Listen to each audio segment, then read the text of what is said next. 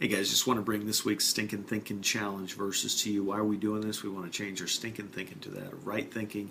Change the way I think, it changes the way I feel. Change the way I feel, it changes the way I act. And so a great way to change the way we act in life and how we respond to life's crises is the way we think. How do we think? Do we maintain a cool, level mind, a sound mind through that? And so Second Timothy chapter 1 verses 6 and 7 starts with "for this reason." And so we know if it says "for this reason," then there's something before that. And so real quickly in verse 5, Paul is telling us, he's telling us about the faith that he's seen in other people. And he says that I am persuaded to believe that this faith now lives in you also.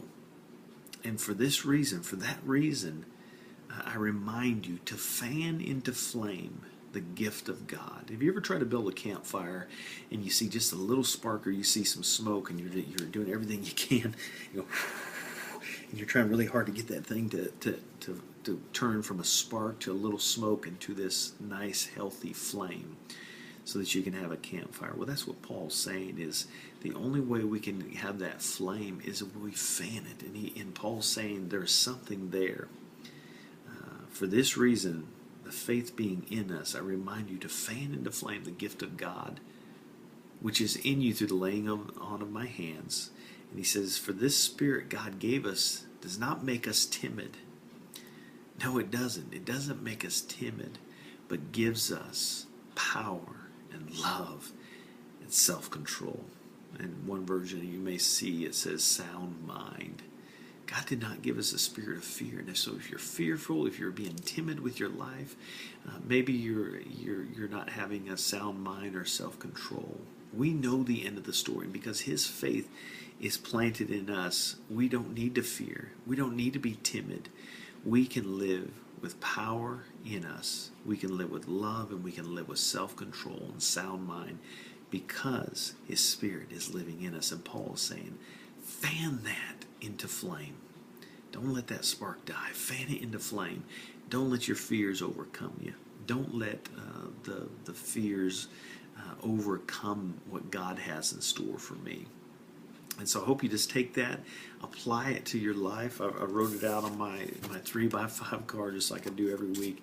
On the back I wrote, I have not been given a spirit of fear, but of power, love, and sound mind, or self-control. I have been given that. And so I'm going to write that out. I've got the verse on one side, and as always, as you guys know, I write on my 3x5 card. I put it right above my desk, because I want to be reminded. I want to fan that into flame. Because of this, for this reason, I remind you to fan into flame the gift of God, which is in you through the laying on of my hands. Paul says, this Spirit, for this Spirit God gave us does not make us timid, but gives us power, love, and self-control. 2 Timothy 1, 6 through 7. Hold on to that this week, guys. Know that we have nothing to fear. We know how this story ends, and we can have great confidence in that through the faith in his Spirit that lives inside of us. So I hope you take that to heart and have a great week. God bless you. Enjoy this pretty weather. Talk to you guys soon. Bye-bye.